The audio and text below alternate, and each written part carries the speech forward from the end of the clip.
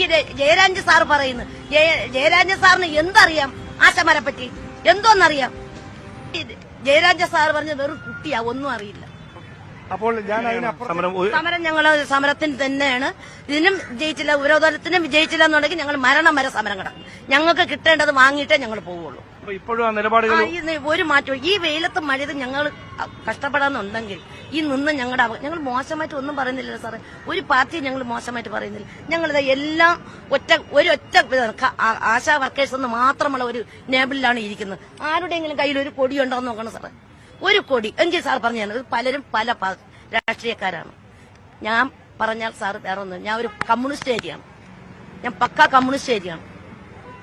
എന്റെ അവകാശത്തിനാണ് ഞാൻ വന്നത്. ഞാൻ അല്ലാതെ പാർട്ടിക്ക് വിപരീതമായിട്ടല്ല. എന്റെ അവകാശം വാങ്ങാൻ, ഞാൻ കഷ്ടപ്പെടുന്ന എന്റെ അവകാശം വാങ്ങാൻ മാത്രമാണ് ഞാൻ വരുന്നത്. എല്ലാവരും അതുപോലെയാണ്. പലരും ഞങ്ങൾ പാർട്ടിയല്ല, അത് പാർട്ടി എന്ന് പറഞ്ഞാൽ ഞങ്ങളെ കുടുംബങ്ങളില്ല. അല്ലാതെ ഞങ്ങൾ ഈ പൊതുവേദിയിലും ഞങ്ങളുടെ അവകാശം, ഞങ്ങൾ പാപ്പട 232 രൂപയ്ക്ക് ജോലി ചെയ്യുന്നവർക്ക് എന്തോന്നാ സാറേ ഇവിടെ പാർട്ടി പറയാതിരിക്കുന്നത്? എന്താന്നാ പാർട്ടി പറയാതിരിക്കുന്നത്?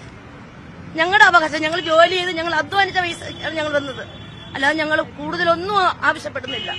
അദ്ദേഹത്തിന് ആശമാരെന്താണെന്ന് അറിഞ്ഞൂടാ. അറിയാമെന്നുള്ള ഒരു വ്യക്തിയായിരുന്നെന്നുണ്ടെങ്കിൽ, പാർട്ടിക്കാരായിരിക്കാം, അറിയാമെന്നുള്ള ഒരു വ്യക്തിയാണെന്നുണ്ടെങ്കിൽ ഈ പാവപ്പെട്ട ആശമാരെ പറ്റി ഇങ്ങനെ പറയില്ല.